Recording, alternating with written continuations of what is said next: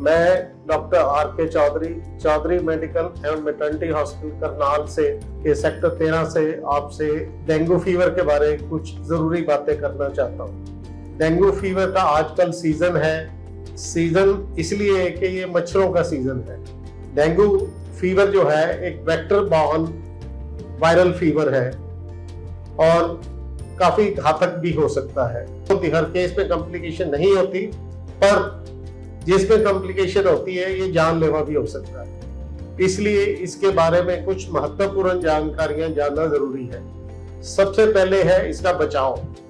इससे बचाव का सबसे आसान तरीका जो हम सबको करना चाहिए वो है कि मच्छरों को जहां तक हो सके अपने आसपास पलने ना दें। जहां भी पानी खड़ा है आपके घर के आसपास, किसी भी पुराने बर्तन में, कूलर में, पानी की टंकी में, टूटे फूटे घड़े या पुराने बर्तनों में, उसको डिस्ट्रॉय कर दें या खाली करके रखें। और कूलर में बिल्कुल भी पानी ना खड़ा होने दें, क्योंकि अब कूलर का सीजन खत्म हो चुका है।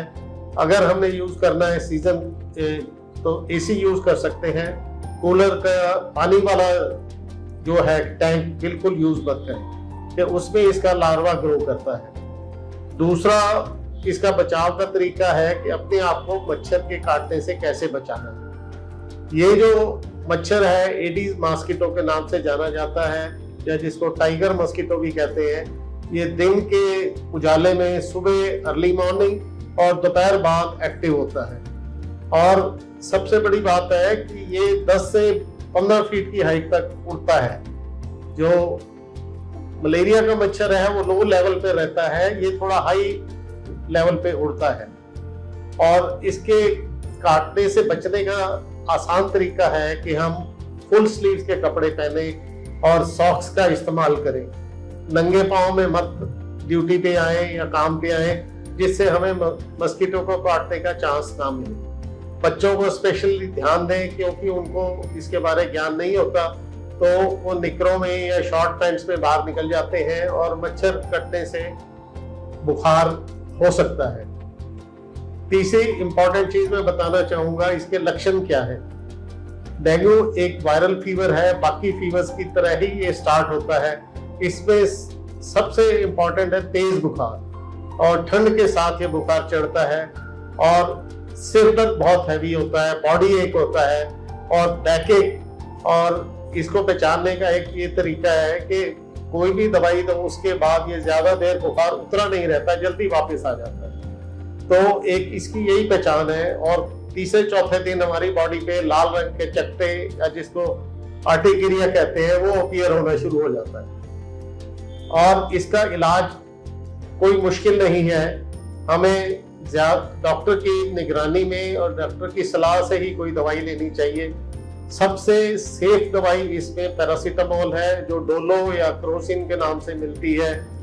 बॉडी वेट के हिसाब से हम 500 मिलीग्राम से लेके 1000 मिलीग्राम तक 2 या 3 बार दिन में दे सकते हैं, जिससे बुखार उतरा रहेगा। इसका कोई विशेष एंटीबायोटिक नहीं है, कोई विशेष दवा नहीं है जिससे ये जल्दी ठीक हो जाए। ये वायरल फीवर है, इसका अपना कोर्स चलेगा, 5-6 दिन में ये अपने आप उतरना शुरू हो जाता है। इसमें 2 खतरे की बातें जो है हमें जान लेना जरूरी है। एक तो हमें पानी की कमी हो जाती है, फ्लूइड की कमी हो जाती है। और मेन कारण जो डेथ का होता है मरीज में या सीरियस होने का कारण होता है वो पानी की कमी होती है, जिसको हमारी भाषा में डेंगू शॉक सिंड्रोम कहा जाता है। आमतौर पे ये फैला हुआ है कि डेंगू से प्लेटलेट कम हो जाते हैं। प्लेटलेट जरूर कम होते हैं, पर मेन कारण जो है वो शॉक सिंड्रोम से होता है, ना कि प्लेटलेट की कमी से।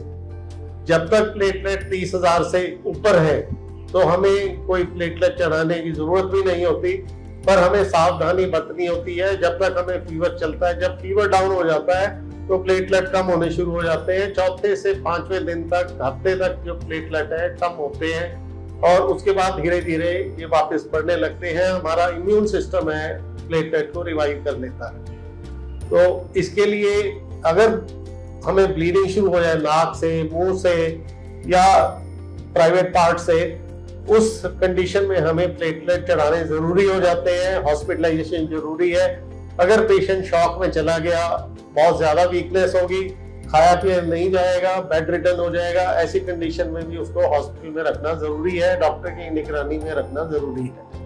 मैं यही राय दूंगा कि समय पे इसका इलाज करें, किसी प्रॉपर क्वालिफाइड डॉक्टर की निगरानी में करें। आम मिथ्या कई भ्रांतियां हैं कि ये गाय का दूध, बकरी का दूध पीने से प्लेटलेट बढ़ जाते हैं, देसी दवाइयों से ठीक हो जाते हैं, तुलसी के पत्ते या एलोवेरा से ठीक हो जाते हैं। मैं अपना विचार इसके बारे में यही देना चाहूंगा, ये केवल भ्रांतियां हैं। इसके बारे में हमारे पास कोई साइंटिफिक स्पष्टीकरण अभी तक अवेलेबल नहीं है। मैं किसी को मना भी नहीं करना चाहूंगा, पर इसकी राय भी नहीं दूंगा कि आप बकरी का दूध लो और डॉक्टर की सलाह मत लो, उससे आपकी हालत और बिगड़ सकती है। मैं ये बोलूंगा, जो इन्फॉर्मेशन मैंने दी है, आप ज्यादा से ज्यादा इसको अपनाएं और अपने साथियों और दोस्तों में फैलाएं, ताकि हम इस खतरनाक बीमारी से बच के रह सकें।